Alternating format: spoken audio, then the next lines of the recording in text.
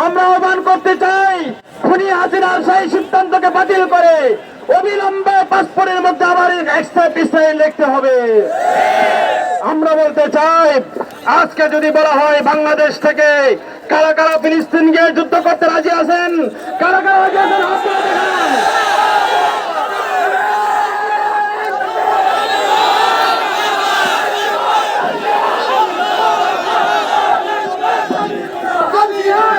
আমরা রাজপথে বছরের পর বছর লড়াই করেছি, রাজপথে আমরা অনেক আন্দোলন করেছি, অনেক বক্তব্য দিয়েছি, আর কোন বক্তব্য দিতে আমরা রাজি নই।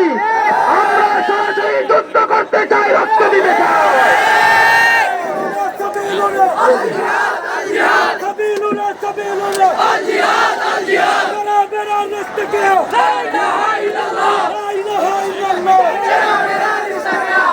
আমাদের রক্তে আগুন জ্বলছে, আমাদের কলিজা পুরে সরকার হয়ে গেছে, আমরা জুলাই শহীদ হয়ে গেছি, আমরা ফিলিস্তিনের জন্য একবার শহীদ হইতে চাই।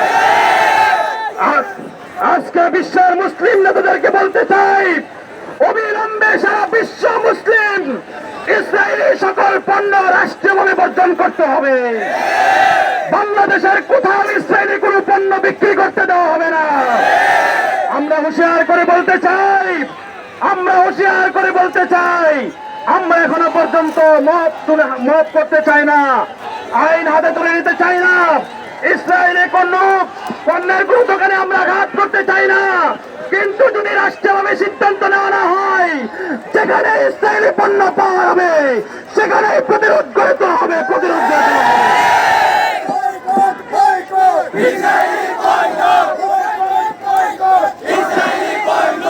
সর্বশেষ বলতে চাই, আমাদের আন্দোলন এখানে শেষ নয়, আমাদের সারা বিশ্বের মুসলমানদের জন্য আমাদেরকে পাশে দাঁড়াতে হবে।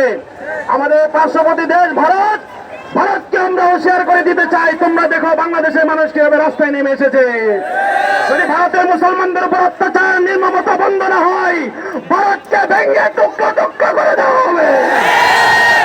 আগামী দিনে যদি ছাত্র জনতা আবার আন্দোলনে ডাক দেয়, আবার যদি বলে যে রাস্তাঘাট দখল করতে হবে, আবার যদি বলে প্রতিরোধ করে তুলতে হবে, সবাই রাজি আছেন তো রাস্তায় নামতে? সবাইকে আগামী দিনে যে কোনো আন্দোলন সংগ্রামে ছাত্র জনতার সাথে থেকে অংশগ্রহণ করার জন্য আহ্বান জানিয়ে আমি আমার বক্তব্য শেষ করছি। নাসরুম মিনাল্লাহ প্রথম করে